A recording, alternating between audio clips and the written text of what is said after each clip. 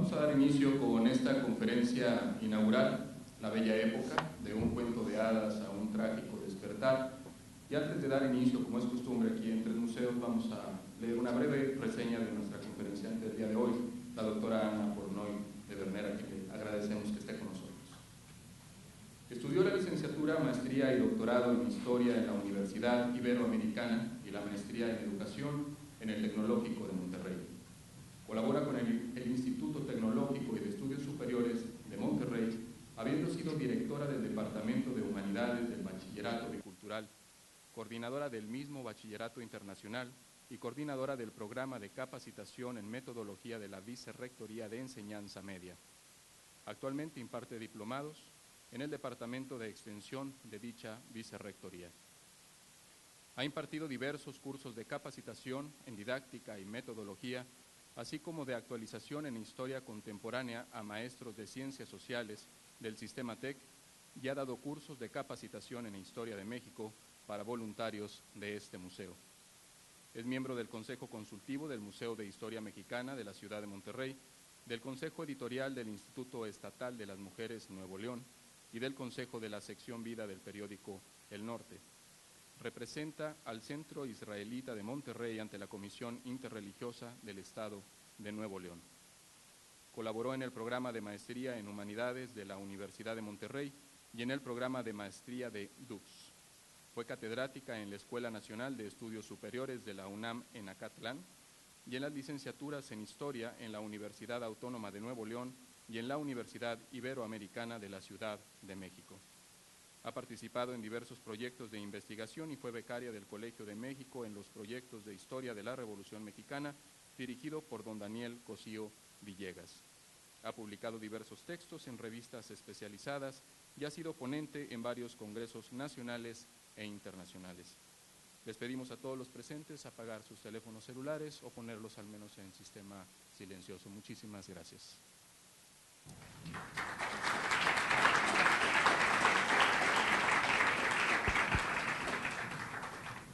Bueno, le pido por favor la presentación. Gracias. Bueno, buenas tardes. Como cada ocasión que me invitan en el Museo de Historia Mexicana, pues es un honor estar aquí y es un gusto pues darles esta charla con la que se va a pasar posteriormente a la inauguración de la exposición sobre la Bella Época. Entonces, vamos a ver de qué se trata este periodo. Pues es relativamente reciente, es una historia de hace unos 120 años.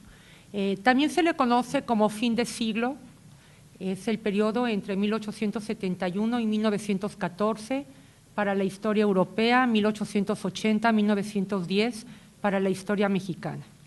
Y lo intitulo De un cuento de hadas a un trágico despertar, porque la gente que vivió la Belle Époque, con todos los adelantos científicos, con toda la tecnología, con el ampliamiento de la clase media, todos los satisfactores, el abaratamiento de los precios de los alimentos, de la ropa, las nuevas diversiones, pues la gente en este periodo de tiempo consideró que no hubo mejor época en la historia para vivir. Es el gusto de la vida, el joie de vivre, es esta emoción, la mejor época. Hay artistas, hay bailes, hay saraos, hay teatro, hay zarzuela, hay cine, hay teléfono, hay telégrafo, hay coches, elevadores, agua caliente, hay educación pública, medios de transporte, abaratamiento de la vida. Entonces, pues la gente estaba encantada. Claro, la gente que lo podía sufragar estaba encantada de estar viviendo en esa época.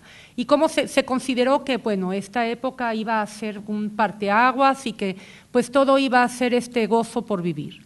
Y el despertar pues va a ser trágico, porque se va a venir la peor guerra que la humanidad enfrentó hasta ese momento, una guerra inédita, catastrófica, una guerra mundial, que al mismo tiempo fue una guerra total, con combatientes de los 5 continentes, que tuvo un costo en vidas de más de 30 millones de muertos y que acabó con esta ilusión. Entonces es un periodo de casi 50 años en que, bueno, pues se considera que es la mejor época para vivir, para luego llegar a la peor guerra, que es sobrevivir.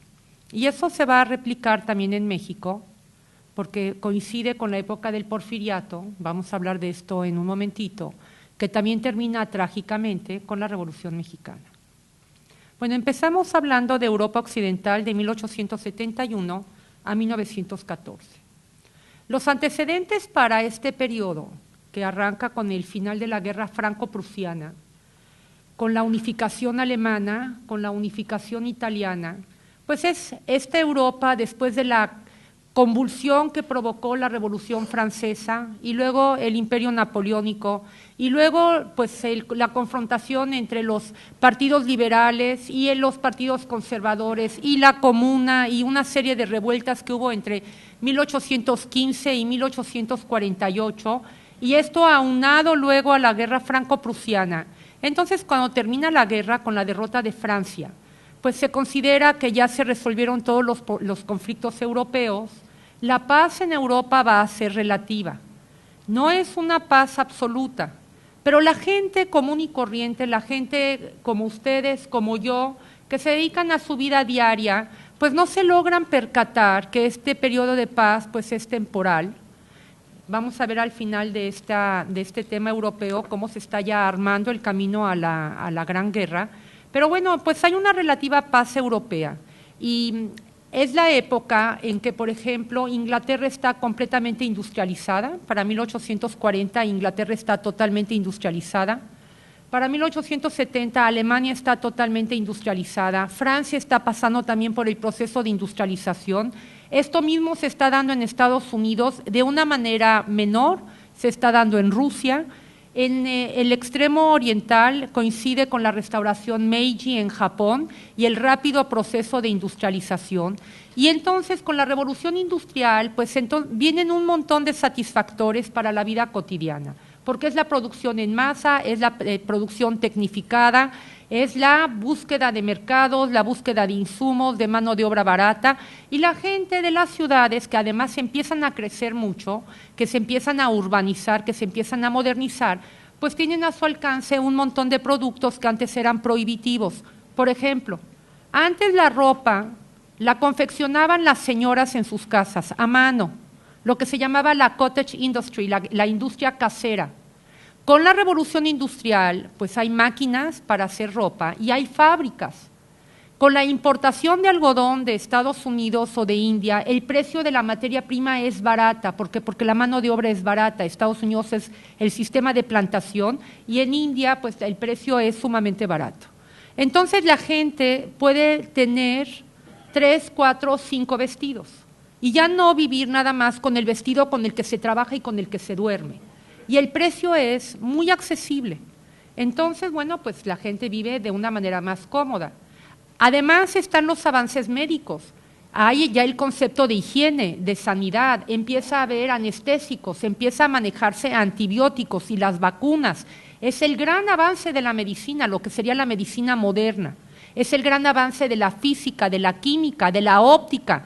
Y todo esto se empieza a aplicar a cuestiones que faciliten la vida diaria, que salvan vidas. Vamos a hablar, por ejemplo, de la Guerra de Crimea, 1856, en el que ya surge una nueva profesión para las mujeres, que es la enfermería, y nociones de sanitización, de operaciones en un quirófano, en donde se anestesia al paciente y los pacientes sobreviven. Entonces, bueno, pues hay esta mejora en la calidad de vida sobre todo en las ciudades, con todos los avances médicos, científicos y técnicos pues, de este momento. Y finalmente, con esta revolución industrial, surge de una manera muy poderosa, de una manera muy ampliada, aquella clase media que se había empezado a gestar al final de la Edad Media, que se llamaba burguesía de los burgos, las ciudades eran ciudadanos libres, que para el siglo XVIII empiezan a tener acceso al poder, vamos a hablar de la Cámara de los Comunes en Inglaterra, que con la Revolución Francesa y los conceptos de democracia tienen el acceso abierto a todas las esferas de la vida política y económica bajo la noción de la meritocracia. No es gobernante aquel que tiene derecho divino para gobernar y sus hijos, sino el gobernante va a ser electo por la mayoría de los votos, de manera democrática, y a quién vamos a elegir, al mejor entre nosotros. Y el periodo de gobierno está limitado, ya no es un gobierno de por vida. Esta clase media empieza entonces a ingresar a las universidades. Son los empresarios, aquellos que juntaron sus ahorros para hacer empresas como las compañías de las Indias Orientales, para traer los bienes del Extremo Oriente y comercializarlos en Inglaterra o comercializarlos en Holanda, que tienen un gran poder adquisitivo y gracias a ello se va a afincar y se va a ampliar el concepto democrático, porque es la democracia la que los va a traer al poder. Y entonces se establece un nuevo orden social. Probablemente haya una aristocracia o una nobleza, tal vez empobrecida, y ahora hay una burguesía creciente, donde la misma nobleza empieza a tomar en consideración que no está tan mal que sus hijos se casen con los hijos de los burgueses, porque el burgués va a recibir el título nobiliario y el noble va a recibir la aportación económica de la burguesía. Esto lo va a criticar profundamente Daniel Defoe, un escritor, un noble inglés en el siglo XVIII, que dice, bueno, finalmente vamos a tener como nobleza a los comerciantes de Inglaterra. Pero esta es una realidad, porque finalmente va a ser esta burguesía la que puede sufragar los gastos de las grandes empresas, de las grandes compañías, de las grandes corporaciones.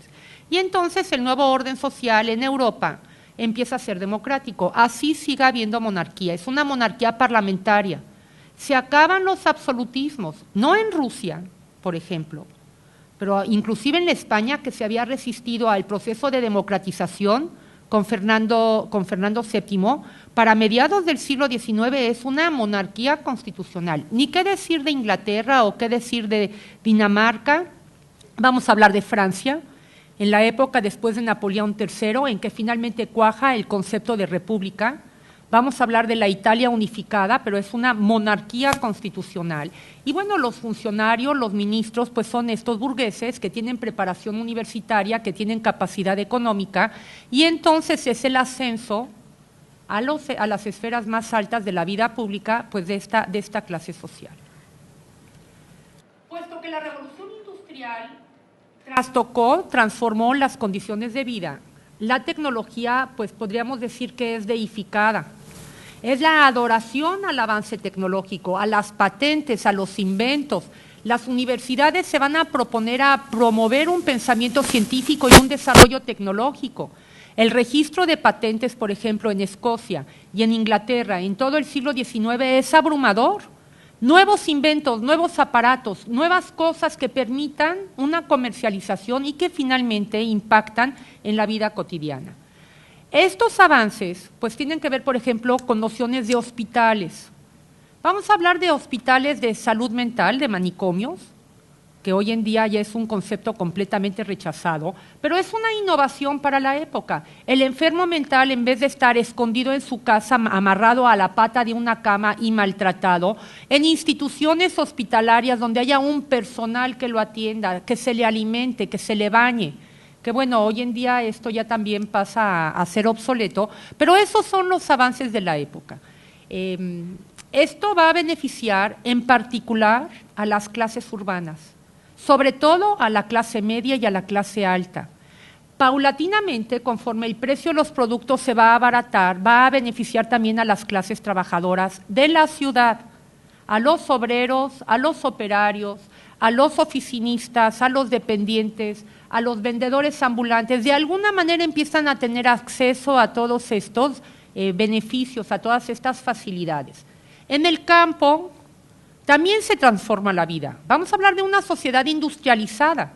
El trabajo del campo ya no es manual, es a través de maquinaria, a través de trilladoras, a través de tractores. Esta clase trabajadora campesina que fue desplazada por la máquina va a emigrar a los centros fabriles, a convertirse en proletario, a convertirse en obreros. Y la población que se quede en el campo, pues va a mantener un estilo de vida más tradicional, más antiguo, y sin embargo van a acabar integrándose a esta modernización, porque va a haber trenes que van a permitir el transporte de los productos agrícolas a las ciudades de una manera más eficiente, más rápida y más barata, porque empiezan a llegar de la ciudad al campo, pues la ropa que se confecciona, los aparatos eléctricos, etcétera, etcétera. Entonces, de alguna manera, estas sociedades industrializadas se van a convertir en otra cosa. El estilo de vida, el estilo de producción, desde el periodo neolítico hasta el siglo XVIII se mantuvo más o menos estable. La gran revolución, la gran transformación es la revolución industrial y seguimos inmersa en ella. Nuestra vida cotidiana cambia a pasos agigantados. Hoy en día no podemos imaginarnos la vida sin el teléfono celular, sin la computadora, sin la iPad y bueno, sin el satélite. Y la innovación sigue y el estímulo de la ciencia y la tecnología sigue. Ahora imagínense hace 200 años, hace 150 años, con todas estas novedades, pues el impacto que va a tener en la población común y corriente. Es una maravilla vivir en esta época. Y así como la tecnología y la ciencia son benéficas, medicina moderna, microscopio, vacunas, agua potable, coches, elevadores, agua caliente, trenes, barcos, etcétera, pues también va a tener una contraparte, porque esta misma ciencia y esta misma tecnología van a empezar a desarrollar nuevos armamentos que sean más mortíferos y que sean más efectivos. Ametralladoras, armas químicas, bacteriológicas, tanques, vamos a hablar de aviones, bombarderos. Finalmente hoy en día hablamos de drones, ¿verdad? Aviones no tripulados que pueden atacar, controlados por una computadora en donde la vida del piloto ya no se pone en peligro. Entonces, por un lado, pues son los avances de la tecnología y su lado benéfico, humanitario, y por otro lado, el lado mortífero, que esto se va a acabar aplicando también en la Primera Guerra Mundial. Por eso, pues es una guerra total y es una guerra catastrófica. Y bueno, pues todo va a estar puesto la fe en la ciencia y en el progreso material. El pensamiento científico va a ser el motor de la industrialización, sigue siendo. Y bueno, ahí les pongo algunas imágenes de las maravillas de la vida cotidiana que ustedes van a ver en un momentito en la exposición. Focos, electricidad, teléfono, telégrafo, cinematógrafo, gramófono, máquina de coser, inclusive empiezan siendo los globos aerostáticos para finales del siglo XIX ya tener los primeros aviones. Y bueno, pues ser clase media, ser burguesía en esta época, pues permite todos estos avances. Lo van a ver también en la exposición, la moda de la época. Aquí tenemos una foto de las mujeres de la moda en las carreras de caballos en Ascot en 1905. Entonces la sombrilla, la moda, la cintura de avispa. Tenemos esta fotografía de la buena familia inglesa del periodo eduardiano. Y empiezan nuevas profesiones y nuevas ocupaciones para las mujeres, porque empiezan en esta burguesía, en estas clases pudientes, pues nociones de tener institutrices en la casa que se hagan cargo de los niños o niñeras. Los niños son educados por estas institutrices, tienen poco trato con los papás, es la época de la reina Victoria con esta moral rígida de cómo debe de ser el comportamiento, lo flemático, la poca expresión de las emociones, el poco involucramiento con los hijos educados en internados. Y bueno, empiezan a surgir también nuevas profesiones para la mujer, enfermería, dependientas de las tiendas, oficinistas, secretarias. Y para finales del siglo XIX empiezan a abrirse universidades femeninas. Todavía no es el modelo de coeducación. Así como la burguesía manda a sus hijos a las buenas universidades, empiezan a surgir universidades para las mujeres, que bueno, es darles clases para estas nuevas profesiones. No van a ser doctoras algunas, van a ser enfermeras y eventualmente va a venir toda esta revolución. Bueno, entonces, pues esto sería en estos países con niveles de vida muy altos dados por la revolución industrial. Características de la Belle Époque. Primero es el materialismo, el tener. Ya no es el concepto de un traje que me dure toda la vida, la vajilla de la bisabuela que se hereda a la abuela, a la madre, a la hija, a la nieta. Porque ahora se empiezan a importar de Oriente todas estas maravillas como el bone china, como porcelanas, como sedas, como jades, pero la revolución industrial las empieza a manufacturar también. Y entonces, pues es el concepto de comprar, de consumir, de guardar, de tener. Bueno, la vida en los países industrializados van a traer una asimetría regional. En la misma Europa no es lo mismo ser Inglaterra o Alemania o inclusive Francia que vivir en Irlanda o que vivir en Portugal o que vivir en el sur de Italia.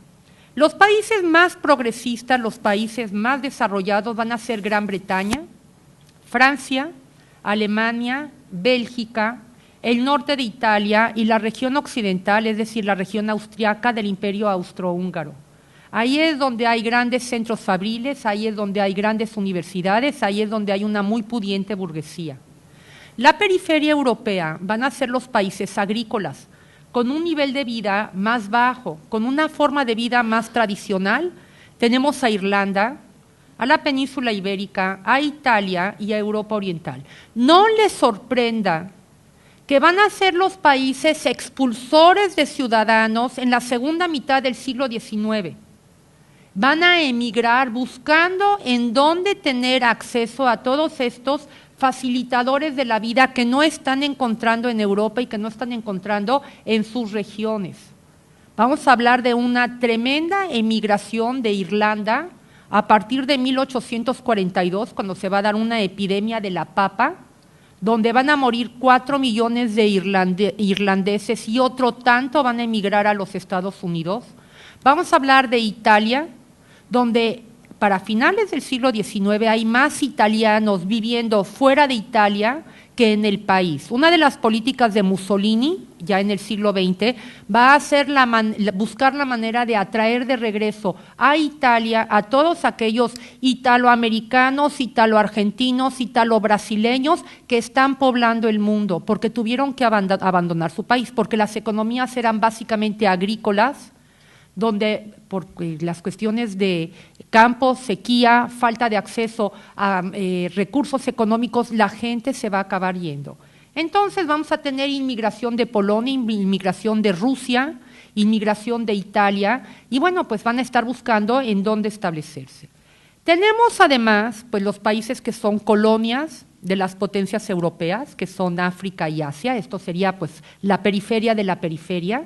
Los africanos no tienen el acceso a los beneficios de la revolución industrial y las comodidades de la vida moderna como se están dando en Europa. Y finalmente, aparte de Estados Unidos, que es un país que se va a industrializar rápidamente, pues vamos a tener a toda América Latina, una América Latina que se constituye como una región independiente de España en 1810 a 1821, en el caso, por ejemplo, de México, y en el caso de Brasil para 1889, que se independiza de Portugal, pero pues son países con economías netamente agrícolas, que ya para la segunda mitad del siglo XIX van a procurar atraer capitales para pasar por un proceso de industrialización. Lo vamos a llamar que es un capitalismo dependiente. No es un capitalismo nacional, sino es la inmigración y la atracción de capitalistas, de empresarios, de industriales de Europa y de Estados Unidos que permitan la industrialización de todos estos nuevos países.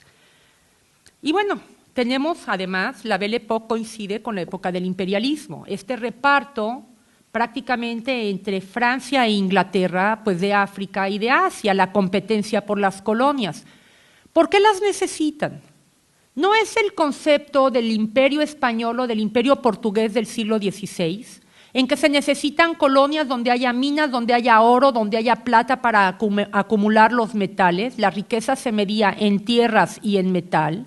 Ahora el concepto es capitalista, se necesita alimentar a la industria. ¿Qué necesito? Primero, materia prima, insumos que sean muy baratos. Es más barato importar algodón de la India que importar el algodón de regiones europeas, porque hay que pagar una mano de obra. Necesito insumos baratos, necesito una mano de obra muy barata, no es lo mismo pagarle a un obrero inglés que pagarle a un operario en Nigeria o pagarle a un operario en Bangladesh. Necesito mercados para poder colocar el excedente de la producción industrial. ¿Qué hago con el excedente? Si tengo más producto y menos demanda, el precio se va a venir para abajo. No quiero abaratar los precios. Tampoco quiero arrojar el excedente de la mercancía al mar. Entonces tengo que encontrar un mercado que me lo compre. Los ingleses en la India, que tenían una fabulosa industria textil con un algodón de primera, que además abastecía al mercado indio y abastecía a los países de la región. Al momento en que la India se convierte en colonia inglesa, los ingleses destruyen la industria textil de la India para poder exportar a la India el excedente de la producción de las fábricas en Inglaterra. Entonces necesito mercados y además pues necesito donde colocar una inversión que me reditúe la inversión, me la quintuplique en corto tiempo. ¿Cómo qué? Como la construcción de ferrocarriles. Inglaterra ya está cubierta por vías férreas para 1870. Y entonces, pues los industriales del ferrocarril, los financieros del ferrocarril van a buscar mercados en donde hacer la inversión, se les dan prebendas, se les dan exenciones de impuestos, se les regalan tierras con tal de que construyan el ferrocarril. Por supuesto que van a recuperar su inversión pues en un plazo de unos 15, 20 años. Entonces, en esta carrera imperialista, pues los países europeos se van a empezar a confrontar. Aquí es donde entramos en el concepto de la paz relativa europea, porque si bien no hay guerras en Europa, los conflictos se van a dar entre los países colonialistas, los países imperialistas, por apoderarse de todo este botín. Quien va a llegar muy tarde, por ejemplo, van a ser los alemanes. Alemania se unifica para 1871, muy tarde, el mundo está repartido. Para 1889 van a convocar a una conferencia en Berlín, pues tratando de obtener colonias. ¿Quién se las quiere regalar? Absolutamente nadie. Ahí ya tienen ustedes una de las causas para la Primera Guerra Mundial. Porque Alemania industrializada necesita las colonias como las tiene Inglaterra, como las tiene Francia, como las tiene Holanda. Ahí con los colores no se perciben muy bien, pero lo que está ahí en verde manzana es de Francia, lo que está en rosa es de Inglaterra, lo que está en rojo es de Bélgica, el Congo, lo que está de un color así un poco como turquesa es de Holanda. Luego también ya tengo a Filipinas a partir de 1898, bajo el control de los Estados Unidos, después de la guerra hispano-norteamericana. Y bueno, pues tengo, si ven la India, que tiene ahí 3 rayas blancas, esas son las posesiones portuguesas en la India. Y bueno, Angola también es de Portugal. Entonces, bueno, pues los países se están repartiendo todo esto.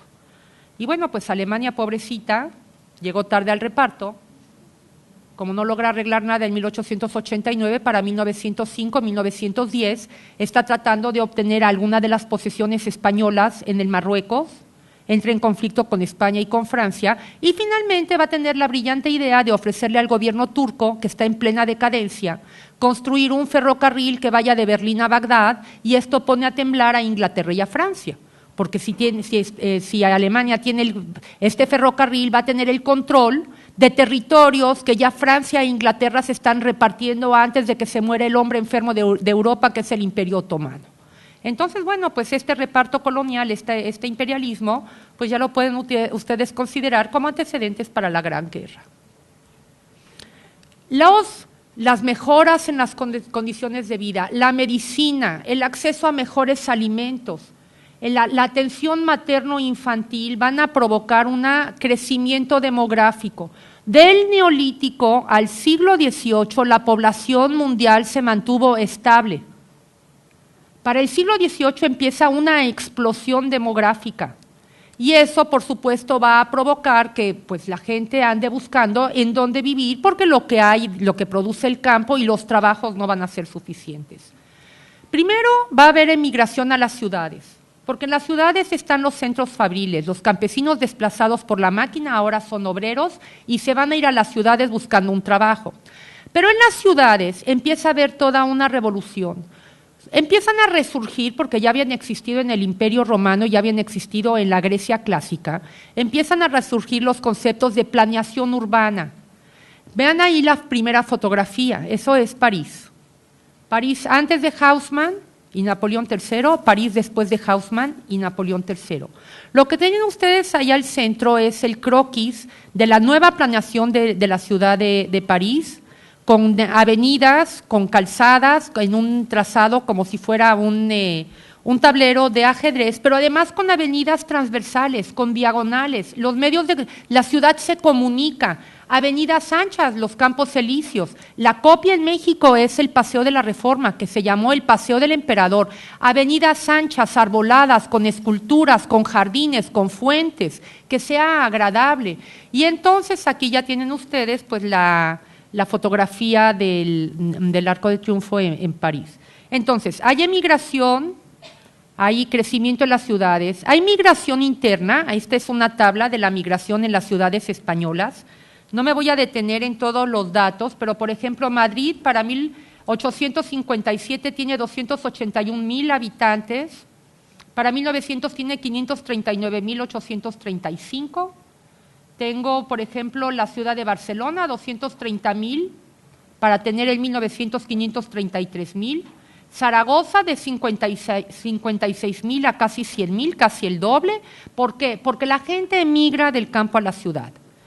Y millones van a emigrar de Europa a otros sitios. El primer lugar va a ser Estados Unidos. Después de la Guerra Mexicano-Norteamericana, 1846-1848, Estados Unidos creció hasta su límite en el Pacífico. Está combatiendo a los indios seminómadas para arrebatarles la posesión del territorio y necesita poblarlo, necesita colonos. Y le abre las puertas a millones de inmigrantes europeos que están dispuestos a dedicarse a la colonización del campo. Les van a regalar tierras, les van a regalar transportes, les van a ofrecer un sistema educativo que rápidamente los americanice. Entre 1842 y 1917, 35 millones de europeos llegaron a los Estados Unidos.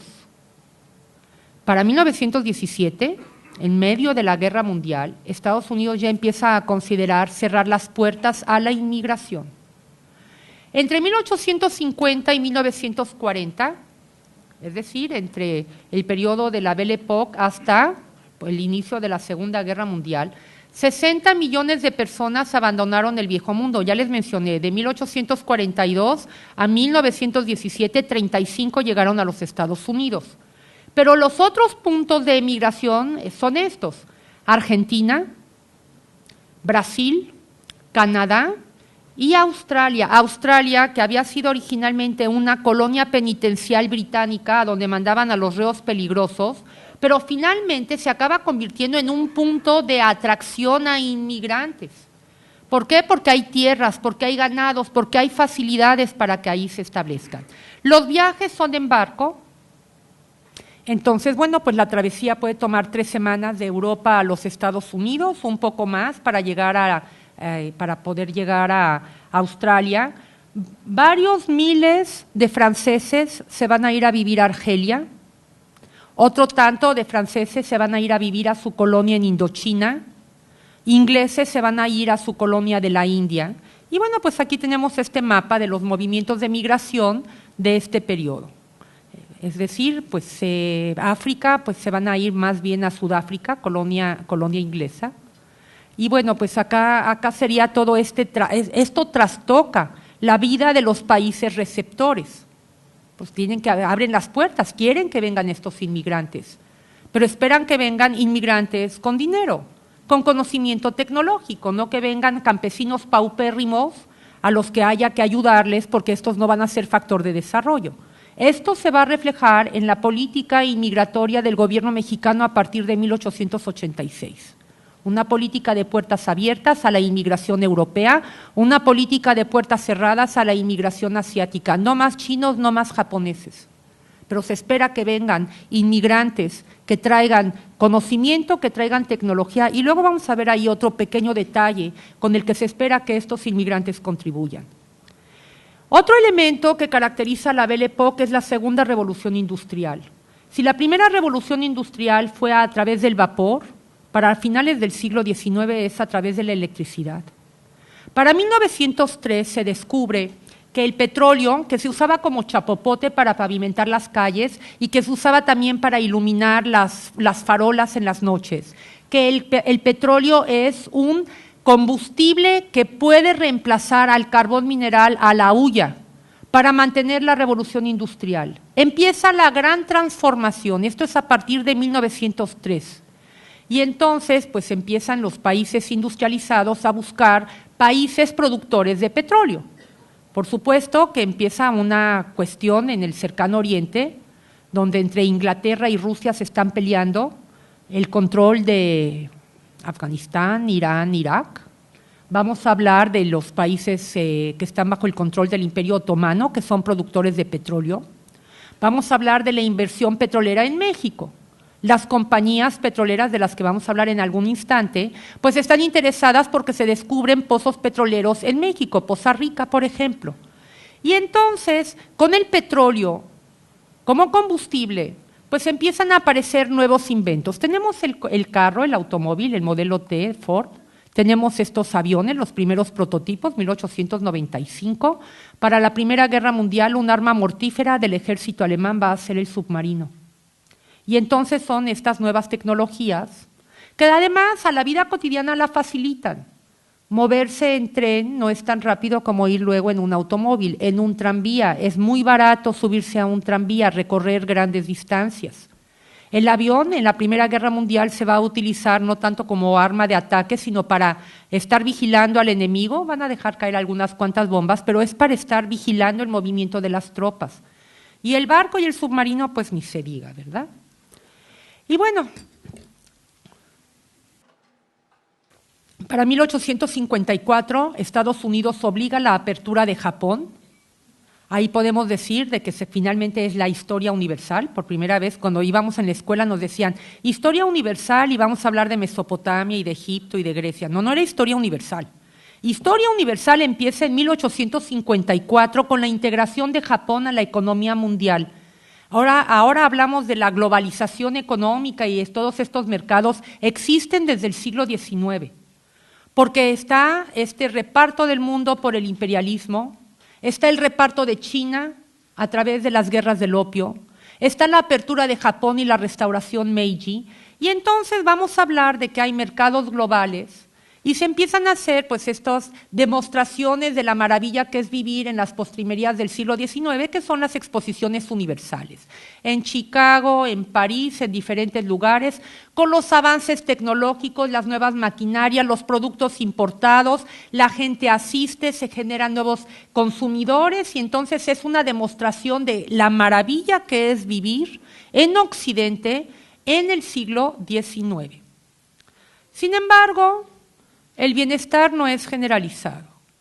Estamos hablando de las clases medias, de las burguesías, de las clases pudientes. Para los trabajadores, pues es a lo mejor el acceso a ciertos satisfactores, pero son largas jornadas de trabajo, jornadas de sol a sol, trabajo infantil, no hay legislación obrera, no hay salario mínimo, no hay jornada máxima, no hay indemnizaciones, no hay condiciones sanitarias en los centros de trabajo. Las mujeres mineras trabajan el día antes del parto y al día siguiente de tener a su 7º, 8º o 9º hijo tienen que bajar a la mina. Viven en condiciones de hacinamiento y de maltrato. Tienen ahí la imagen en una fábrica rusa, donde los trabajadores duermen en la fábrica. Tienen los féretros que utiliza el Ejército de Salvación, que se acaban utilizando como camas para la gente pobre. Surge el concepto de comedores para los pobres, la cantidad de niños abandonados, pues tenemos todos los relatos de Carlos Dickens, y bueno, pues una tremenda explotación infantil. Y los gobiernos no intervienen, porque como es el modelo capitalista de laissez-faire, el gobierno a lo que se tiene que dedicar es garantizar la estabilidad y la seguridad, porque tiene que facilitar las condiciones para que haya empresas, las empresas generan trabajo, los trabajos pagan sueldos y eventualmente lo que es bueno para el empresario, dice la teoría, va a acabar siendo bueno para el trabajador. Claro que ya saben ustedes cuál es la reacción. Ahorita vamos a hablar de ello. Otra característica de esta época es el avance en Europa del modelo democrático parlamentario. El derecho de voto para los trabajadores, los hombres, no las mujeres, mayores de 21 años. Y empieza entonces, en la Belle Époque, un movimiento sufragista femenino, porque las mujeres son obreras, porque las mujeres son trabajadoras, porque hay un gran número de mujeres que son cabezas de hogar. Y empiezan a demandar el derecho al voto. Y tomen en cuenta, en Inglaterra gobierna una reina, Victoria, pero las mujeres no pueden votar. Este movimiento sufragista se va a dar en Inglaterra, se va a dar en Alemania, se va a dar en Francia y se va a dar en Estados Unidos. Finalmente, la legislación va a cambiar hasta después de la Primera Guerra Mundial, cuando las mujeres se van a constituir en el frente interno para reemplazar a los hombres que se fueron al frente y tuvieron que hacerse cargo de los trabajos de las fábricas, de las empresas, porque los maridos, los hijos, están peleando contra el enemigo. Y cuando acaba la guerra, ya no hay argumento que valga para decir la mujer no debe de tener derecho al voto. Quedan países en que todavía no se concede. Pero empieza este movimiento sufragista. Nosotros nos reímos porque lo vemos en la película de Mary Poppins, ¿verdad? Entonces esta señora que sale con sus amigas y que, bueno, las califican de, bueno, viejas locas, váyanse a su casa, ¿verdad? Pero bueno, empieza en esta época, porque las mujeres son trabajadoras, se salieron del ámbito del hogar, ya no hacen la ropa para la familia, ahora trabajan en fábricas textiles, ya no se dedican a vender en los mercados, ahora tienen que trabajar en las industrias. ¿Y cuál puede ser el argumento para decir la mujer no vota? Otra característica va a ser este concepto de estado de bienestar. Ciertos gobiernos que empiezan a considerar que se tienen que mejorar las condiciones de los trabajadores. Se va a dar para 1889 la encíclica Rerum Novarum, donde la misma Iglesia va a exigir un trato decoroso, un pago justo y consideraciones para el trabajador. Y bueno, pues se empieza entonces a transformar la sociedad. ¿Cómo reacciona a las condiciones de explotación? Desde 1840 surgieron en Europa, surge la doctrina socialista y partidos socialistas que van desde el socialismo utópico, Fournier, Saint-Simon, para llegar finalmente a Carlos Marx y Federico Engels y el manifiesto del Partido Comunista de 1847. Trabajadores del mundo unidos y la lucha de clases por el control de los medios de producción. El riesgo del comunismo es lo que va a alertar a los gobiernos. Y después, por ejemplo, en Estados Unidos, de la huelga, en donde van a matar a 8 trabajadores que conocemos como mártires de Chicago del 1 de mayo, finalmente los gobiernos van a empezar a intervenir en la economía y empezar a establecer una legislación obrera, porque el temor al comunismo es mayor, porque lo que el comunismo propone es la destrucción del orden capitalista y las estructuras de los estados occidentales. ¿Cómo va a suceder finalmente en Rusia a partir de la Revolución de Octubre de 1917? Para los años 80 del siglo XIX, la mayor parte de los partidos socialistas europeos no son utópicos, no son los falansterios de Robert Owen, son comunistas. Y empieza a surgir otro movimiento, que es la destrucción del Estado, que propone la destrucción del Estado, que es el anarquismo. Y entonces ahí sí los estados empiezan a considerar que se tienen que mejorar las condiciones del trabajador. Y en esta época va a empezar a surgir una doctrina racial. Una doctrina que va a impactar a México, impacta a toda Europa, impacta al imperialismo, que impacta a los Estados Unidos y que finalmente nos va a llevar a Hitler y la Segunda Guerra Mundial. Les voy a hablar rápidamente los antecedentes porque sí me interesa llegar a hablar del final del periodo de Porfirio Díaz si tenemos poco tiempo, pero se los voy a esbozar. Auguste Comte es un filósofo francés que en 1840 se empieza a formular una serie de teorías filosóficas. Él es el padre de la sociología. Auguste Comte, para 1840, y aguas, yo no estoy diciendo que sea racista, pero este es el camino a la doctrina racial. Va a promover, va a postular que la base del desarrollo y del progreso de una sociedad tiene que ver con lo que el individuo come. ¿Cierto o falso? Cierto. Manden a un niño a la escuela con un gansito y una Coca-Cola, o mándenlo con un pan, con un huevito, con jugo de naranja, un vaso de leche. Por eso se ofrecen desayunos gratuitos para que el niño pueda prestar atención en la escuela. Pongan a un atleta que se alimenta de Coca-Cola y de cacahuates y papas fritas, y ahora pongan a un atleta que se alimenta de proteína de alta calidad, y ustedes me van a decir cuál es el rendimiento. No está tan equivocado Comte. Comte va a decir, hay 3 granos básicos. La base de la alimentación de la humanidad es a través de los granos. El grano más completo es el trigo. ¿Quién come trigo? La raza blanca. la civilización europea. La civilización china come arroz, las civilizaciones orientales comen arroz, y la civilización americana come maíz. Maíz y arroz no son tan completos como el trigo. Por eso, más progresistas, por eso hay intelectuales, por eso las universidades, por eso los científicos, por eso los descubridores, por eso los inventores son europeos. Y entonces este es el primer paso, el primer escalón para una doctrina racial. El segundo es Carlos Darwin, que escribe El origen de las especies. Primero habla de una evolución que tiene que ver con una adaptación al medio ambiente. El medio ambiente cambia y las especies que se adaptan a este cambio van a sobrevivir. Y de los que van a sobrevivir, ¿quién es el que va a destacar? ¿Quién va a tener la longevidad? El más apto, el más fuerte. Y entonces en el camino desaparecieron los dinosaurios. En el camino se tuvieron que adaptar los animales y los hombres para poder sobrevivir. Y sobrevive el más apto. Un primo hermano de Darwin es Carlos Galton. Galton, que tiene la teoría de la evolución y que tiene este concepto de el más apto y el más fuerte es el que sobrevive, es el padre de la eugenesia. ¿Qué es la eugenesia? La eugenesia es la parte de la medicina que se propone que los niños nazcan sanos. ¿Qué va a proponer Galton? Que se reproduzcan especies sanas, individuos sanos, para que sus descendientes sean sanos. Individuos, animales enfermos que no se reproduzcan.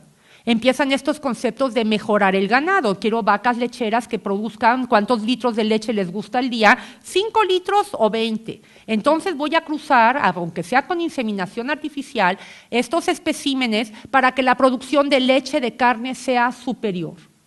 Esto se va a traducir luego a la vida del hombre. Vamos a hablar de métodos anticonceptivos, vamos a hablar de inseminación artificial, vamos a hablar pues, de toda esta eugenesia que propone que haya abortos profilácticos para pues, bebés o para fetos que no se forman bien y que van a acabar teniendo graves problemas físicos y mentales. Esto es la eugenesia. Yo no estoy diciendo que sean racistas. Este es el avance de la ciencia del siglo XIX. Pero esto va a ser tomado por un filósofo inglés que se llama Herbert Spencer. Herbert Spencer es el padre del darwinismo social y va a aplicar lo que Darwin dice para el mundo natural al mundo social. Va a decir, hay sociedades más aptas, más fuertes y hay sociedades más débiles. Por ejemplo, ¿quién conquistó a quién? Atahualpa conquistó a España, o Pizarro el español conquistó a Atahualpa. ¿Quién conquistó a quién? ¿Los Swahili conquistaron a los europeos o es Europa la que conquistó a África? Entonces la sociedad europea es superior. ¿Dónde se dio la revolución industrial? ¿Dónde se da el avance tecnológico? ¿Dónde se da el pensamiento científico? ¿Dónde se da el capitalismo? ¿Dónde se da el imperialismo? Entonces la sociedad europea es superior y hay sociedades inferiores. Luego van a pasar al concepto de, dentro de la sociedad europea, individuos superiores, vamos a hablar de la teoría racial de Hitler, la raza aria y todos los demás. Esto caracteriza al siglo XIX, esto impacta a México en la época de Don Porfirio. Ahorita lo vamos a ver. Y entonces es una estos son los modelos filosóficos, son los modelos pseudocientíficos raciales de la Belle Époque. Y bueno, Augusto Comte, padre de la sociología, es el padre del positivismo. ¿Qué es el positivismo? Conocimiento válido es aquel que tiene bases científicas. El método cartesiano, observación, experimentación y formulación de teorías generales. Si no pasa el conocimiento por un método científico, no es un conocimiento válido. Entonces, ¿qué se tiene que enseñar en las escuelas? Todo aquello que se demuestre científicamente. ¿Cómo qué? Física, química, que son la base de la tecnología, que son la base del desarrollo científico. Entonces se abren nuevos modelos educativos. Surge el concepto de educación media superior, preparatoria. En México se abre en 1867 la Escuela Nacional Preparatoria Gabino Barreda. Se empiezan a enseñar todos estos avances científicos en las universidades, ingenierías. Luego, con estas nuevas ciencias con estos científicos surgen nuevas ciencias. Darwin es el padre de la biología. Surge la antropología, surge la arqueología, Schliemann. Su sociólogo pues es Comte. Finalmente tengo a Sigmund Freud, que también vive en la Belle Époque, que empieza a explorar el inconsciente, los impulsos, el ego, el id, el superyo, la represión, eros y tanatos, y explicar el comportamiento del hombre a través de sus años decisivos que son la infancia. Además, la burguesía tuvo acceso a la educación universitaria. No era nada más la educación de las élites, en la Edad Media eran los clérigos y en la Edad Moderna es la nobleza, algunos. Acá ya es el acceso generalizado a la universidad y finalmente pues el acceso de la mujer a estas escuelas para mujeres y nuevas profesiones. Con estos avances también surgen nuevos conceptos de recreación. Vodevils, cabarets, el cine, qué maravilla, el cinematógrafo, globos aerostáticos, gramófonos, bailes, cafés, círculos literarios. Los avances de la ciencia y la tecnología en la nueva arquitectura, estructuras de acero y de vidrio. En un principio la Torre Eiffel les parece horrible, le falta un recubrimiento. En vez de ser un obelisco, esto es un armazón. Y a la hora de la hora, la Torre Eiffel es el símbolo de los tiempos, lo que es la nueva tecnología, construcción en acero. Esto permite edificios más altos, más livianos, con paredes y ventanales. Ya no es esta construcción de paredes cerradas para que se sostenga el edificio. Y bueno, no lo voy a hablar, a mí me encantaría, pero bueno, esto nada más es para ilustrarlo. Es el fin de la academia, es la época de la maravilla del impresionismo. ¿Qué es el impresionismo? El artista se sale del estudio, pero aplica todos los avances de la ciencia para pintar, porque el impresionismo está basado en los estudios de la óptica, en el reflejo de la luz. No es lo mismo la catedral pintada a las 8 de la mañana que a las 6 de la tarde. Y del impresionismo, de Manet, de Pissarro, de Degas, luego viene Van Gogh, y luego viene el fauvismo, y luego viene el abstraccionismo, el expresionismo alemán, y viene el arte simbólico, y bueno, con la novedad del nuevo siglo, pues el Art Nouveau. Tenemos a Gaudí, tenemos a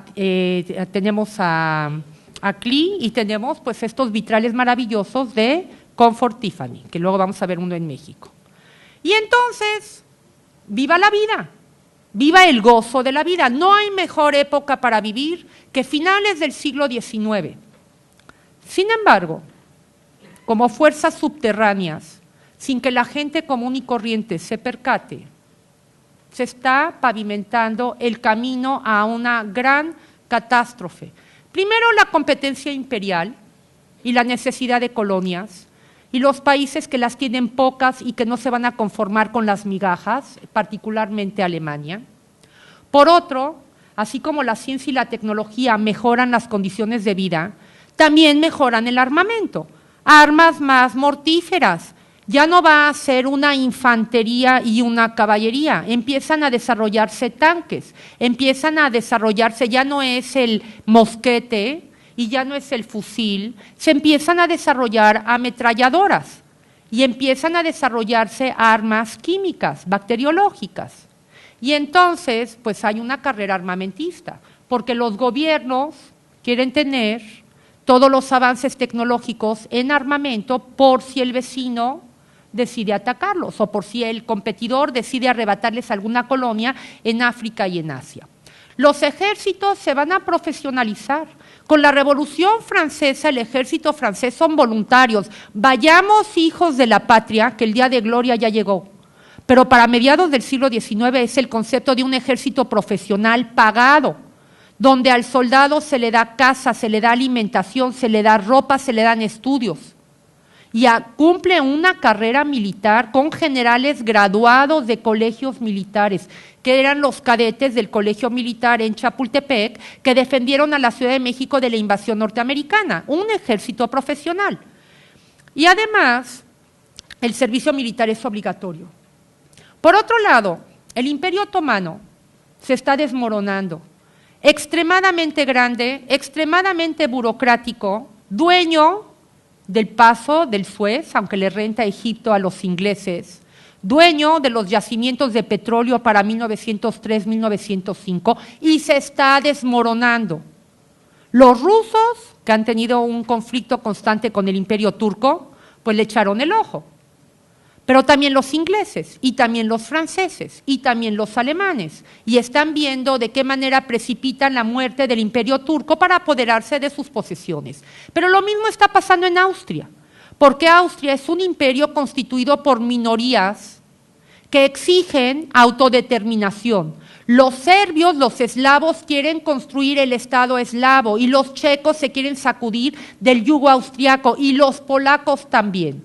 Y empieza a haber una gran agitación al interior de estos imperios, porque dicen, así como está la autodeterminación, el Estado francés y el Estado inglés y el Estado español, nosotros tenemos el derecho de tener nuestro propio Estado, nuestro propio gobernante, nuestro propio idioma, no estar bajo el yugo de los austriacos o de los turcos.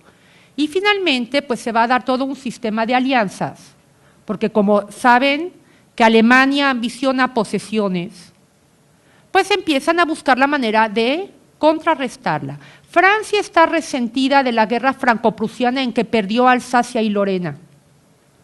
Tiene pánico que Alemania la vuelva a atacar y necesita que alguien le garantice. Su primera alianza va a ser con Rusia. Los rusos también le tienen miedo a los alemanes. Y finalmente a la alianza se va a incorporar Inglaterra. Los alemanes quieren apoderarse de posesiones. Hablan del pangermanismo. Su primera alianza va a ser con los austriacos cuyo imperio se está resquebrajando. Y esto es el pangermanismo. Y los rusos, eslavos al fin y al cabo, que le han echado el ojo a la salida al Mediterráneo desde la época de Pedro el Grande, le van a ofrecer a los eslavos que están dominados por Austria, que en caso de que Austria los ataque o los reprima, el hermano mayor, que es Rusia, va a entrar al quite. Esta política es el paneslavismo. Y entonces se acaba armando Europa como un campo minado, con dos grandes sistemas de alianzas que están dispuestas, primero a frenarse mutuamente, pero si uno de los contrincantes ataca a uno de los socios, el engranaje de la alianza va a entrar en funcionamiento de inmediato y se va a provocar la guerra, como efectivamente va a suceder con el asesinato del archiduque Francisco Fernando, heredero del trono imperial austriaco, en junio de 1914. Para agosto de 1914 estalla la Primera Guerra Mundial y se acaba aquella utopía, aquel cuento de hadas bonito que fue la Belle Époque. Esto es en la historia europea. Vamos a pasar a la historia de México. Utilizo las mismas variables que usé, las características de la Belle Époque para Europa, las vamos a ver ahora en México. Es el gobierno del general Porfirio Díaz.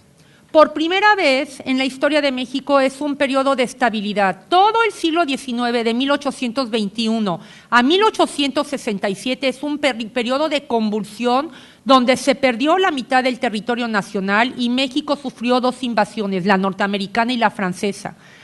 Es un periodo donde hubo más de 40 gobiernos, que bueno, afortunadamente en la primaria no nos piden que nos los aprendamos todos, pero bueno, es una gran inestabilidad, hasta que finalmente llega Porfirio Díaz al poder. Los antecedentes son estos: se necesita pacificar al país, se necesita ordenarlo, se necesita hacerlo que progrese. El país está rezagado, es un país agrícola, las condiciones de vida son marginales y bueno, parte del programa liberal, y quiero hacer la aclaración, no es idea de Porfirio Díaz, esto es el programa liberal del mismo Benito Juárez. Porfirio Díaz, que ahora lo tachamos de conservador, es tan liberal como fue Juárez. A Juárez no le dio tiempo, Juárez tuvo que enfrentarse a los franceses, pero es el mismo programa liberal. Entonces, lo primero que va a hacer Porfirio Díaz es pacificar al país. Para unos es el héroe de la paz. Para otros es la paz de cementerio, porque va a ser una represión y una imposición, inclusive por la fuerza, para que se acabe el caos interno que ha dominado a la República Mexicana durante 40 años. Primero va a hacer algo contrario a lo que había hecho Benito Juárez. Va a conservar al ejército. Porque Benito Juárez, después de 1867, en que se fusila a Maximiliano y no hay recursos para pagar al ejército, se liberó a los soldados. ¿A qué se dedicaron los soldados? Se convirtieron en bandoleros, no tenían de qué vivir, entonces asaltan en los caminos. Entonces Porfirio Díaz pues, va a decidir que se conserva el ejército y moviliza a los soldados para desarraigarlos de sus regiones. Si nacieron en Chiapas, se los van a llevar a Chihuahua. Va a declararle la guerra a los bandoleros por la mala. Le va a poner fin en 1903 a la guerra de castas que ya había durado 60 años en Yucatán. Va a tener muchos generales, es un honor ser general, cada general con muy poca tropa, para que ninguno se atreva a darle un golpe de Estado, y establece el servicio militar obligatorio. Va a reducir los sueldos de los funcionarios públicos y de los generales. Y entonces, por lo pronto, no hay el riesgo que los soldados se conviertan al bandolerismo y a través del ejército va a pacificar las regiones. Igualmente que en Europa se va a deificar la tecnología, lo van a ver ustedes en exposición, porque trae salud, comunidad, seguridad. Presas, caminos, ferrocarriles, mercados, teatros, hospitales, planeación urbana. Beneficia a las clases sociales que viven en la ciudad, especialmente a la incipiente burguesía, porque empieza a surgir una clase media mexicana. La sociedad mexicana estaba polarizada hasta aquella época en una inmensa masa de campesinos y una pequeña clase alta formada por criollos que vivían en las ciudades, que habían detentado el poder, excepto Benito Juárez, que es de origen indígena, y Vicente Guerrero, que era mulato, pero los gobernantes del siglo XIX son todos criollos. La independencia la hicieron los criollos. En esta sociedad urbana hay clases trabajadoras, e igual que en Europa, los beneficios de la modernidad pues también les van a empezar a llegar, porque en las ciudades se van a construir mercados ordenados, se van a construir teatros, va a haber ferrocarriles, va a haber tranvías y va a haber pues todas estas innovaciones. Los beneficios, sin embargo, no van a llegar al campo. Las condiciones de vida del campo son atroces, porque los trabajadores del campo van a estar amarrados al sistema de haciendas y de tienda de raya. Cada tienda de raya emite su propio dinero, no se puede comprar en la tienda de raya del vecino, los precios son altísimos y las deudas se heredan de generación en generación. Prácticamente el campesinado vive como siervo de la gleba medieval, es decir, no puede abandonar el campo y tiene que saldar esta deuda. El materialismo pues, se va a dar con la necesidad de atraer capitales para el progreso material del país. Para que vengan capitales tiene que haber paz. Para que haya paz se necesita un ejército que reprima. Es un capitalismo dependiente, no hay pocas instancias de un capitalismo nacional. Lo vamos a ver en el caso de Monterrey con la cervecería. Pero en general las industrias que se abren en México son con capital extranjero. Se va a dar una política de fomento para atraer a los capitalistas. Es decir, no pagan impuestos, no pagan el transporte, se les regalan las tierras, se les regalan el agua, a lo mejor llegan a pagar impuestos dentro de 20 años, con tal de que abran industrias, con tal de que colonicen el campo. Para 1895 se logra saldar la deuda externa que se había contraído en 1822 y que había provocado la intervención francesa. Se debían 22.700.000 libras esterlinas de la época. Para 1897 hay un superávit de 5 millones de pesos en el patrón oro con paridad con el dólar de 1 a 1.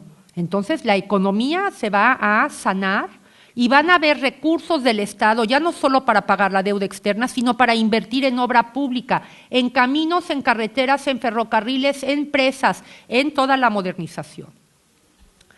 Se va a dar una política de puertas abiertas para atraer inmigrantes europeos. Ya no existe la salvedad de que la religión oficial del Estado mexicano es la católica. Esto se va a cambiar con las leyes de reforma. Para atraer capitalistas, se quiere atraer ingleses, se quiere atraer franceses, se quiere atraer pues a belgas, se quiere atraer a alemanes, como efectivamente se atrajo. La colonia alemana en Monterrey data de estos años. El club alemán no es una inmigración alemana que llegó después de la Primera Guerra Mundial, llegó a partir de 1890.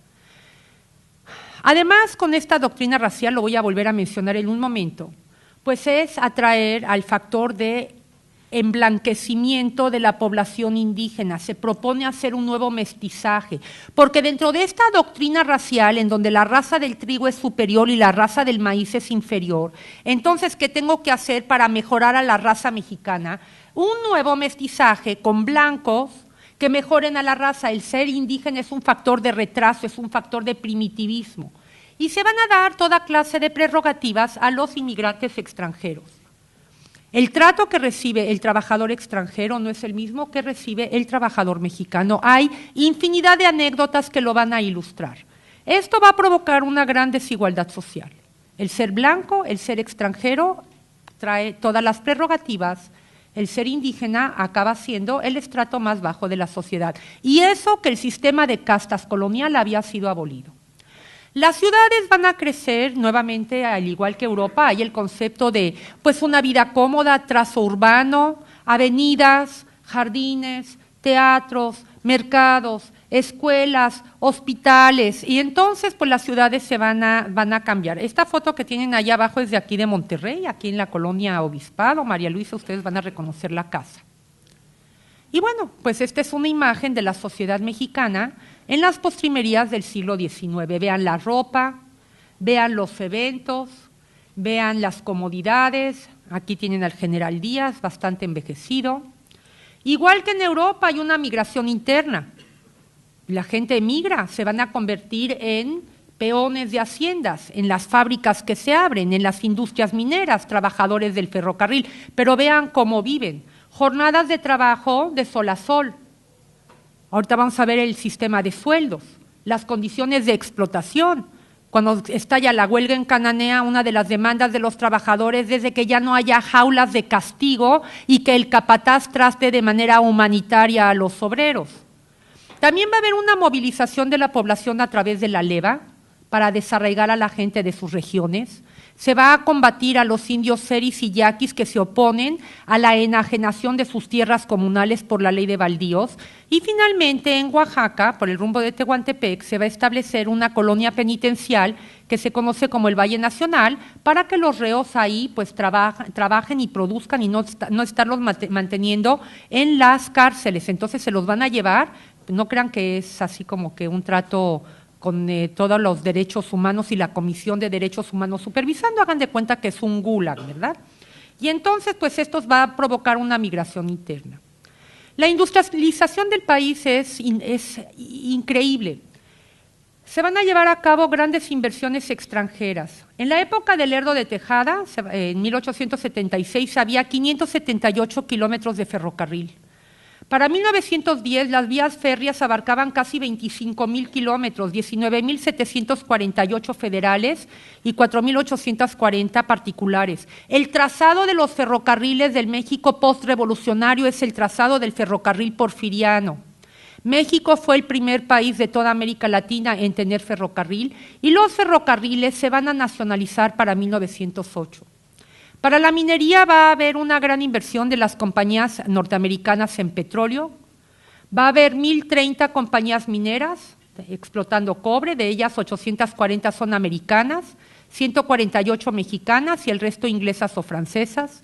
Se va a introducir la energía eléctrica con capital norteamericano y se construye la presa hidroeléctrica de Necaxa, que en su momento, ahí tienen ustedes la fotografía cuando la están construyendo, fue la más grande del mundo.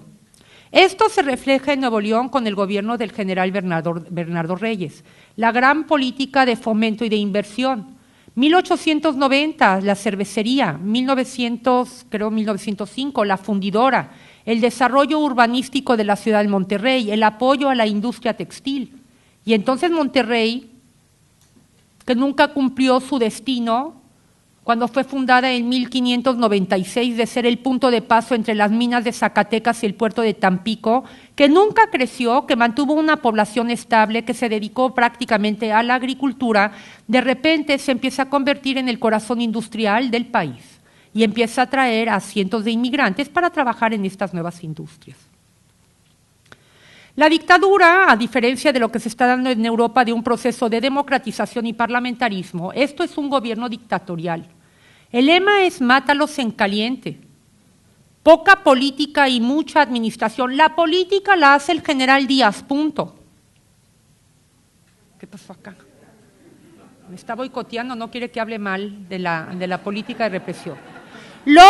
El partido de Porfirio Díaz, que recibe el nombre de científicos, porque pues son los que quieren modernizar a través de la ciencia y la tecnología el país, son los que reciben los mayores beneficios del régimen. Se lleva a cabo todo un proceso de reelección. 1876 al 80 gobierna Porfirio Díaz. 80-84 Manuel González, cuya misión es modificar la Constitución del 57 para que el presidente Díaz pueda ser reelecto. 1884 es reelecto Díaz y se modifica la Constitución para que las reelecciones sean consecutivas. Entonces se reelige en 1888, 1892, 1896, 1900 y se va a cambiar la ley para que ahora los periodos no sean de 4 años, sino que sean de 6. Y entonces se empieza a reelegir, la última reelección el señor tiene 80 años. Cuando tiene 80 años, o bueno, 78, los inversionistas están agitados. ¿Qué va a pasar cuando se muere el general Díaz? Él es el que garantiza, él es el garante de la estabilidad que nos permite hacer grandes negocios en México. Y entonces, en una entrevista que no se publica en México, se publica en la revista Pearson's Magazine en Estados Unidos, el periodista James Krillman entrevista al general Díaz, que le dice, yo me tuve que sacrificar, yo quería regresarme a mi rancho en Oaxaca, la nación me lo demandó, yo me sacrifiqué, porque México era un país inmaduro para la democracia. Pero ahora voy a ver con muy buenos ojos que haya juego político, voy a recibirlos con los brazos abiertos, que surjan los partidos políticos y que haya elecciones libres. Esto es como la lluvia, y la lluvia en un jardín que va a provocar el surgimiento de un montón de partidos. Primero el partido del general Bernardo Reyes, que también aspira a ser presidente de México. Luego está el Partido Demócrata, luego estaba el Club Liberal Ponciano Arriaga, que desde 1906 exigía un cambio de gobierno y legislación obrera, y finalmente el señor Madero, que para 1909 va a publicar un libro que se llama La sucesión presidencial de 1910, donde le ofrece al general Díaz, usted magnánimo dictador que trajo el progreso a México, pues usted postúlese como presidente nuevamente, pero dé chance a que entre una nueva generación y que yo sea el candidato a la vicepresidencia. Y bueno, pues entonces empiezan a surgir, probablemente con la intención de Díaz con la entrevista a Krillman es, a ver, desenmascárense, quiero ver quiénes están dispuestos a ponerme piedritas en el camino para las elecciones de 1910, porque se va a deshacer absolutamente de todos. A Reyes lo va a mandar a Francia a que tome cursos de actualización militar. A Madero lo va a encarcelar, lo va a tener en la cárcel de San Luis. A todos los demás los va a reprimir, porque hay una represión sistemática a todos los opositores. Ahí les pongo el Aguizote. El Aguizote es el periódico que critica al régimen, lo van a cerrar. Al editor se va a la cárcel, lo dejan libre. Vuelve a abrir el periódico, ahora se llama El Hijo del Aguizote. Lo vuelven a detener, lo vuelven a encarcelar, lo vuelven a liberar y ahora se llama El Nieto del Aguizote. Y entonces constantemente están criticando. Vamos a hablar de los hermanos Flores Magón y Regeneración. Finalmente se van del país, van a estar varios años en la cárcel y finalmente van a publicar Regeneración en los Estados Unidos convocando a un levantamiento. Y entonces hay todo un aparato del Estado reprimiendo y vigilando para que en las elecciones de 1910 pues el general se vuelva a postular. Esta doctrina racial ya se las mencioné con la política de migración, que vengan con todas sus artes y sus ciencias, que el matrimonio sea con europeos anglosajones, que cambien el carácter del pueblo y lo hagan ilustrado y próspero. Vean fotos del general Díaz, es mestizo, con antecesores zapotecas. Vean las primeras fotos y vean las últimas. El bigote bismarquiano, el uniforme germánico. Hay una concepción orgánica de la sociedad. Qué pena me dan. La sociedad es un organismo vivo. La cabeza tiene que tomar decisiones, las manos tienen que asir, los pies tienen que caminar. Los pies no pueden ser gobierno, los campesinos no pueden ser gobierno. El gobierno está en manos de la gente preparada, que son los científicos. Y esto justifica la dictadura. La educación es positivista, escuelas para maestros, se abre la Secretaría de Instrucción Pública, que luego se convierte en la SEP, abre la universidad tomando el modelo francés, la Escuela de Altos Estudios, que acaba convirtiéndose en la universidad, en la UNAM, porque además, tomando el modelo cultural francés, el canon francés, lo que quiere contrarrestar es la influencia económica norteamericana. Duplicó las escuelas primarias oficiales, se triplicaron las confesionales, para 1910 hay más de 12,000 colegios en México. La recreación, igual que en Europa, vodevils, zarzuelas, cinematógrafo, gramófonos, círculos literarios. El hotel, el Gran Hotel de la Ciudad de México, vean la estructura, el edificio de los Correos, se empieza a construir el Palacio de Bellas Artes, se termina en 1932 porque la revolución interrumpe su proceso, pero vean la hermosísima cortina de cristal Art Nouveau de Bellas Artes. Y entonces es la influencia del arte francés. Tenemos José María Velasco y tenemos esta maravilla de pintura impresionista de Joaquín Clozel. Uno de los grandes opositores del régimen es el editor del periódico El Demócrata. Para 1910, México está listo para presumir que está dentro del concierto de las naciones civilizadas, estable, progresista, culto, preparado. Los festejos del centenario, los dignatarios, se devuelve la bandera y el uniforme de Morelos, el sarao en el Castillo Nacional. No traigo aquí el menú, pero hagan de cuenta que están yendo al mejor restaurante de París hoy en día, con un 14 tiempos, bañado con los mejores vinos franceses. Acá tienen la mesa puesta, esto es en el Castillo. Y sin embargo, pues hay una tremenda explotación de los trabajadores. Las condiciones del campesinado son terribles. 849 familias son dueñas de la tierra en México. Los latifundios son más grandes que Chihuahua, por ejemplo. Los peones ganaban entre 8 y 25 centavos de jornal de trabajo al día, lo mismo que habían ganado 100 años antes.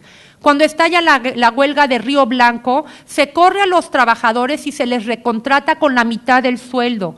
Tiendas de raya, rebeliones agrarias, levantamiento de los indios en Sinaloa y Sonora que no quieren que les quiten sus tierras, el levantamiento agrario de Tomochi como antecedente de Emiliano Zapata, un día de descanso al año y finalmente las huelgas de Cananea y de Río Blanco como antecedentes de la revolución. Y el despertar son las elecciones de 1910, el plan de San Luis del señor Madero, y la convocatoria para que el país generalizado se levante en armas el domingo 20 de noviembre a las 6 de la tarde. Para 1911, Villa toma el Paso del Norte, abril de 1911, lo que conduce a la renuncia del general Díaz. Y luego, pues habiendo supuesto que a lo mejor ya se culminaron los ideales de la revolución, la elección del presidente Madero, el golpe de Estado de Victoriano Huerta y la etapa más cruel, más sanguinaria y más destructiva de la Revolución Mexicana, 1914 a 1917. Y con la Revolución Mexicana, todo el progreso material, todo el oropel del porfiriato se viene al traste. La revolución, lo único que va a aprovechar, lo que va a ser productivo del porfiriato, es que la revolución se va a acabar haciendo en todo este sistema de vías férreas que habían sido el símbolo del progreso y ahora van a ser el símbolo de la Revolución Mexicana. Y entonces, como si fuera un espejo, como si fuera la misma fantasía, este cuento de hadas europeo se va a replicar en México. Y si en Europa termina con la catástrofe de la Primera Guerra Mundial, en México termina con la Revolución Mexicana. Y bueno, pues con esto yo los invito a que disfruten la exposición. Ahí vamos a tener los objetos de la época que nos van a permitir ilustrar muy bien pues todo esto que fue la Belle Époque. Gracias.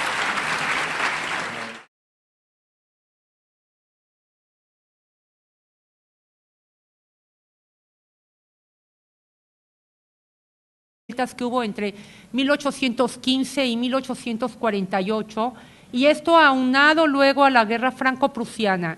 Entonces, cuando termina la guerra con la derrota de Francia, pues se considera que ya se resolvieron todos los conflictos europeos. La paz en Europa va a ser relativa. No es una paz absoluta, Pero la gente común y corriente, la gente como ustedes, como yo, que se dedican a su vida diaria, pues no se logran percatar que este periodo de paz pues es temporal. Vamos a ver al final de este tema europeo cómo se está ya armando el camino a la Gran Guerra. Pero bueno, pues hay una relativa paz europea y es la época en que, por ejemplo, Inglaterra está completamente industrializada. Para 1840 Inglaterra está totalmente industrializada. Para 1870 Alemania está totalmente industrializada. Francia está pasando también por el proceso de industrialización.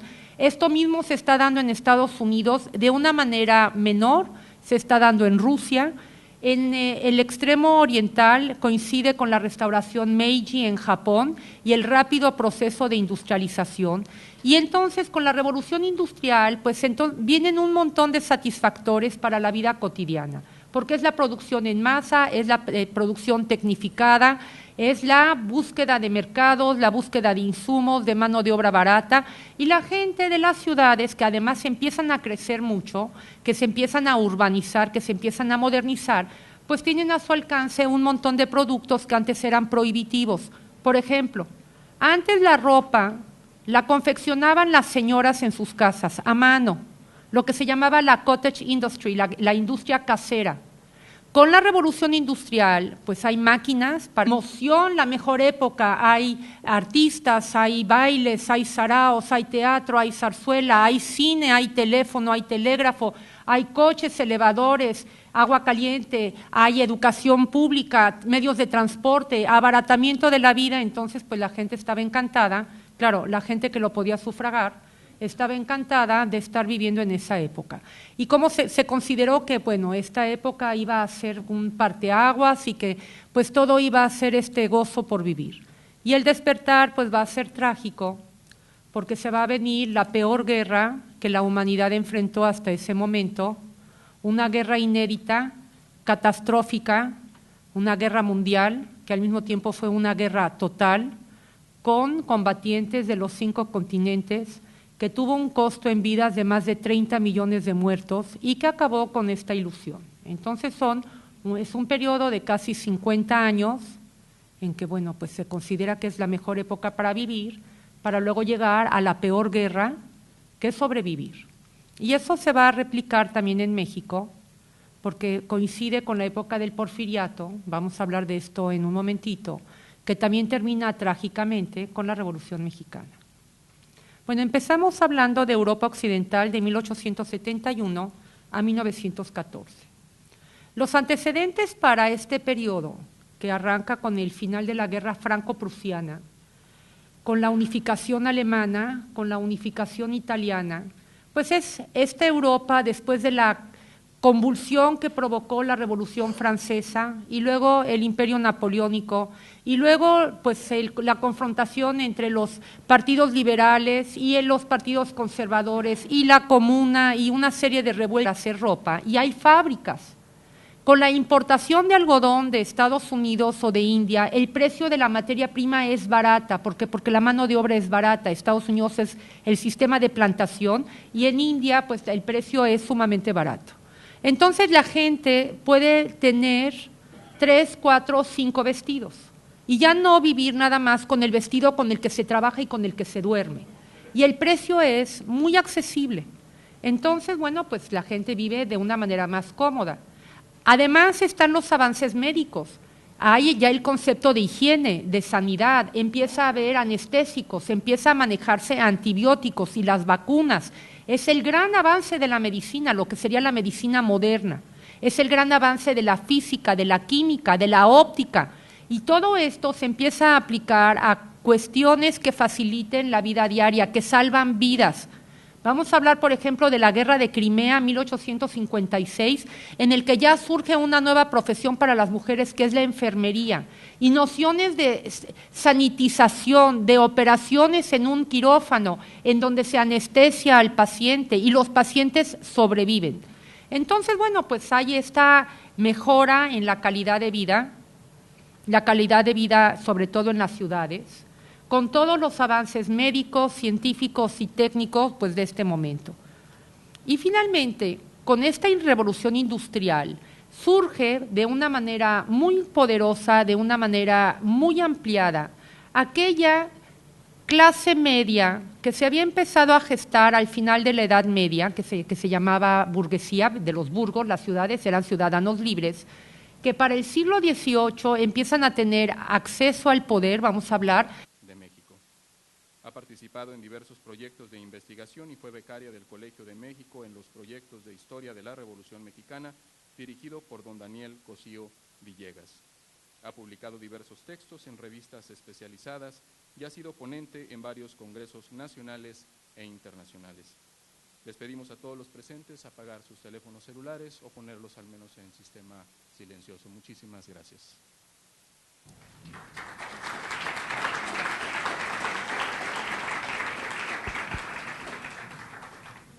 Bueno, le pido por favor la presentación. Gracias. Bueno, buenas tardes. Como cada ocasión que me invitan en el Museo de Historia Mexicana, pues es un honor estar aquí y es un gusto pues darles esta charla con la que se va a pasar posteriormente a la inauguración de la exposición sobre la Bella Época. Entonces, vamos a ver de qué se trata este periodo, pues es relativamente reciente, es una historia de hace unos 120 años. También se le conoce como fin de siglo, es el periodo entre 1871 y 1914 para la historia europea, 1880-1910 para la historia mexicana. Y lo intitulo de un cuento de hadas a un trágico despertar, porque la gente que vivió la Belle Époque, con todos los adelantos científicos, con toda la tecnología, con el ampliamiento de la clase media, todos los satisfactores, el abaratamiento de los precios de los alimentos, de la ropa, las nuevas diversiones, pues la gente en este periodo de tiempo consideró que no hubo mejor época en la historia para vivir. Es el gusto de la vida, el joie de vivre, es esta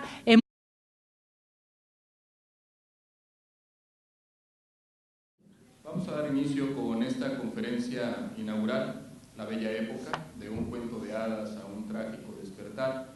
Y antes de dar inicio, como es costumbre aquí en Tres Museos, vamos a leer una breve reseña de nuestra conferenciante del día de hoy, la doctora Ana Pornoy de Bernera, a quien le agradecemos que esté con nosotros. Estudió la licenciatura, maestría y doctorado en Historia en la Universidad Iberoamericana y la maestría en Educación en el Tecnológico de Monterrey. Colabora con el Instituto Tecnológico y de Estudios Superiores de Monterrey, habiendo sido directora del Departamento de Humanidades del Bachillerato Bicultural, coordinadora del mismo Bachillerato Internacional y coordinadora del Programa de Capacitación en Metodología de la Vicerrectoría de Enseñanza Media. Actualmente imparte diplomados en el Departamento de Extensión de dicha Vicerrectoría. Ha impartido diversos cursos de capacitación en didáctica y metodología, así como de actualización en historia contemporánea a maestros de ciencias sociales del sistema TEC y ha dado cursos de capacitación en historia de México para voluntarios de este museo. Es miembro del Consejo Consultivo del Museo de Historia Mexicana de la Ciudad de Monterrey, del Consejo Editorial del Instituto Estatal de las Mujeres Nuevo León y del Consejo de la Sección Vida del periódico El Norte. Representa al Centro Israelita de Monterrey ante la Comisión Interreligiosa del Estado de Nuevo León. Colaboró en el programa de maestría en Humanidades de la Universidad de Monterrey y en el programa de maestría de DUX. Fue catedrática en la Escuela Nacional de Estudios Superiores de la UNAM en Acatlán y en las licenciaturas en Historia en la Universidad Autónoma de Nuevo León y en la Universidad Iberoamericana de la Ciudad